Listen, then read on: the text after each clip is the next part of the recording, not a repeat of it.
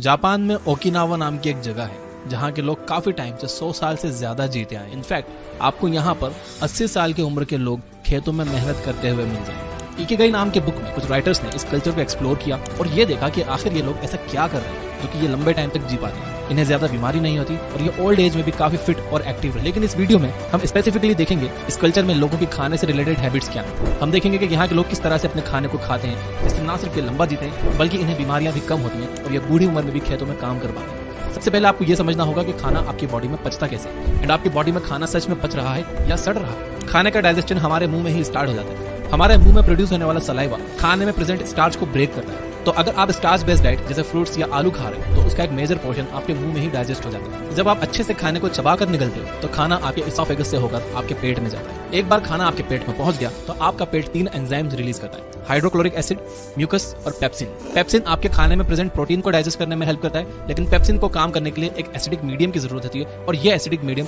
Hydrochloric acid provide करता है। अब क्योंकि हाइड्रोक्लोरिक एसिड एक बहुत ही स्ट्रॉन्ग एसिड है जो आपके पेट को काट सकता है, इसलिए आपके पेट में म्यूकस भी रिलीज होता है जो आपके पेट के इनर वॉल्स को चारों तरफ से घेर लेता है और उसे प्रोटेक्ट करता है। अगर आपके पेट में म्यूकस कम हो जाए या हाइड्रोक्लोरिक एसिड बढ़ जाए तो ये एसिड हमारे पेट के इनर वॉल्स को नुकसान पहुंचाने लगता है और हमारे पेट में छाले पड़ जाते हैं जिन्हें अल्सर भी कहा जाता है। जब पेट में ये तीनों एंजाइम्स आ जाते हैं तो पेट एक चर्निंग एक्टिविटी करने लगता है, वो श्रिंक करता है और फिर एक्सपांड करता है। इससे पेट के एंजाइम्स खाने में हर तरफ से मिल जाते हैं और खाना अच्छे से डाइजेस्ट हो जाता है। अब यहाँ पर समझने वाली बात यह है कि अगर आप पूरा पेट भरकर खाना खा लेते हो तो उसे चर्निंग एक्टिविटी करने की जगह ही नहीं मिलती और वो खाना ज्यादा टाइम तक आपके पेट में पड़ा हुआ सड़ता है। इसलिए कहते हैं कि कभी भी पूरा पेट भरकर नहीं खाना चाहिए, पेट हमेशा थोड़ा खाली रखना चाहिए ताकि वो खाना मूव कर सके। पेट में 4-5 घंटे तक रहने के बाद आपका खाना वहां से निकलता है और फिर स्मॉल इंटेस्टाइन में जाता है। यहाँ उसकी मुलाकात बाइल जूस से होती है जो कि आपके लीवर में प्रोड्यूस होता है। बाइल जूस आपके खाने में प्रेजेंट फैट को डाइजेस्ट करता है। इसके अलावा यहाँ पर आपके खाने में कुछ पैनक्रियाटिक और इंटेस्टाइनल जूसेस भी मिक्स होते हैं जो प्रोटीन को और डाइजेस्ट करने का काम करते हैं। इंटेस्टाइन्स में पेरिस्टॉल्सिस मूवमेंट होता है जिसके हेल्प से खाना आगे की तरफ मूव करता है। इसीलिए फिजिकल एक्टिविटी बहुत जरूरी है। जब आप फिजिकल एक्टिविटीज करते हो तो इंटेस्टाइन्स के लिए पेरिस्टॉल्सिस मूवमेंट और आसान हो जाता है। रास्ते में आपके स्मॉल इंटेस्टाइन्स की वॉल आपके खाने से न्यूट्रिएंट्स को अब्सॉर्ब करके उसे आपके ब्लड सेल्स तक पहुंचा देती है। जो खाना सही से डाइजेस्ट नहीं हो पाता वो बाकी के वेस्ट मटेरियल के साथ आपकी लार्ज इंटेस्टाइन में चला जाता है और वहां से बाहर निकल जाता है। अब जब आप डाइजेशन के प्रोसेस को अच्छे से समझ गए हो तो आइए देखते हैं कि आप किस तरह से अपने ईटिंग हैबिट्स को इंप्रूव कर सकते हो। और ये वीडियो का सबसे इंपॉर्टेंट पार्ट है, ध्यान से सुनना। Number 1, chew your food well. जैसा कि हमने देखा कि आपके खाने का डाइजेशन मुंह से ही स्टार्ट हो जाता है। अगर आप खाने को अच्छे से चबाओगे नहीं तो आपके खाने में प्रेजेंट स्टार्च का डाइजेशन अच्छे से नहीं हो पाएगा। इसके अलावा हमने देखा कि आपका पेट एक चर्निंग एक्टिविटी करता है जिससे पेट के सारे एंजाइम्स फूड में अच्छे से मिक्स हो जाते हैं। इमेजिन करो कि आपने अपने खाने को अच्छे से नहीं चबाया और आपके पेट में कुछ सॉलिड फूड पार्टिकल्स चले गए। ऐसे में वो एंजाइम्स आपके खाने में अच्छे से मिक्स नहीं हो पाएंगे और वो सॉलिड फूड अच्छे से डाइजेस्ट नहीं होगा। इसके साथ ही वो आपकी स्मॉल इंटेस्टाइन में भी अच्छे से अब्सॉर्ब नहीं होगा, यानी आपको उस खाने में मौजूद जो न्यूट्रिएंट्स मिलना चाहिए थे वो मिलेंगे ही नहीं। तो आपका उसे खाने या ना खाने का कोई फायदा ही नहीं हुआ।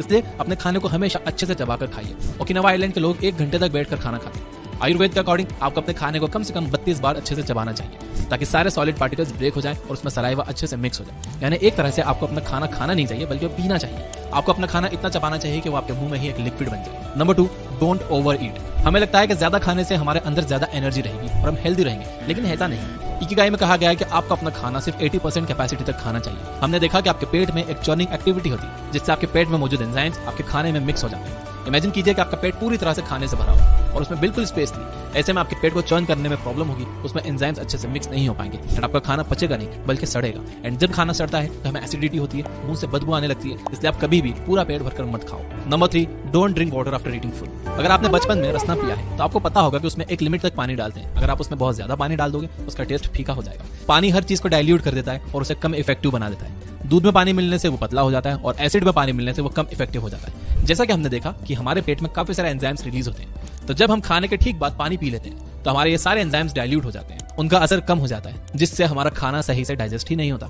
आयुर्वेद में बताया गया है कि खाने के बाद हमारे पेट में जठर अग्नि जलती है जिससे खाना पचता है। अब अगर आप पानी पी लोगे तो वो अग्नि तो बुझ जाएगी, फिर खाना पचेगा नहीं, सड़ेगा। इसलिए खाने से कम आधे घंटे बाद तक आप पानी मत पीजिए। Number 4, do some form of physical activity. Okinawa के लोग लंबे टाइम तक फिट रहने के लिए काम नहीं करते, वो लोग काम करते हैं इसलिए वो लंबे टाइम तक फिट रहते हैं। वहाँ के लोग आज भी अपने डेली काम को करने के लिए टेक्नोलॉजी का यूज नहीं करते, वो अपने हाथ से काम करना पसंद करते हैं। हमारी जनरेशन की प्रॉब्लम यह है कि हम सारा दिन बैठे बैठे निकाल देते हैं। इस वजह से हमारा ब्लड सर्कुलेशन खराब हो जाता है, हमारे इंटेस्टाइन्स में पेरिस्टोलिसिस मूवमेंट भी नहीं हो पाता। इससे हमारे खाने को आगे मूव करने में प्रॉब्लम होती है, जिससे वो खाना टाइम पर प्रोसेस ही नहीं हो पाता। इसलिए जरूरी है कि आप दिन भर में थोड़ा फिजिकल एक्टिव रहने की कोशिश करो। लिफ्ट की जगह स्टेयर्स यूज करो, मार्केट पैदल या साइकिल से चले जाओ, या फिर अपनी गाड़ी थोड़ी दूर पार्क कर दो ताकि आप मार्केट पैदल चलकर जा सको। अगर आप अपने फोन में कुछ टाइम पास कर रहे हो तो टहलते टहलते हुए कर लो यार, बेड पर लेट करनी। नंबर 5, ईट फाइबरस फूड। जब आप एक एप्पल खाते हो तो कुछ टाइम के बाद एप्पल का सारा जूस निकल जाता है और आपके मुंह में सिर्फ फाइबर बच जाता है। ये फाइबर डाइजेशन प्रोसेस को इंप्रूव करने का काम करता है। हरी सब्जियां और फ्रूट्स में बहुत सारे फाइबर होते हैं। जब आप फाइबरस फूड खाते हो तो फूड आपके पेट में एक साथ अच्छे से मूव और आपका डाइजेशन भी सही होगा। अगर आप एप्पल छील के खा रहे हो या सिर्फ उस फ्रूट का जूस पी रहे हो जिससे आपका पेट पूरी तरह से साफ नहीं हो, इसलिए आप अपने डाइट के साथ हमेशा कुछ ना कुछ फाइबर्स आइटम्स जरूर रखें। खाना खाने का एक सिंपल रूल आप याद रखो, आपको 100 साल पीछे जो चीज 1900 से पहले थी आप उसे खाली, जैसे दाल, सब्जी, रोटी, ओट्स, मीट, फ्रूट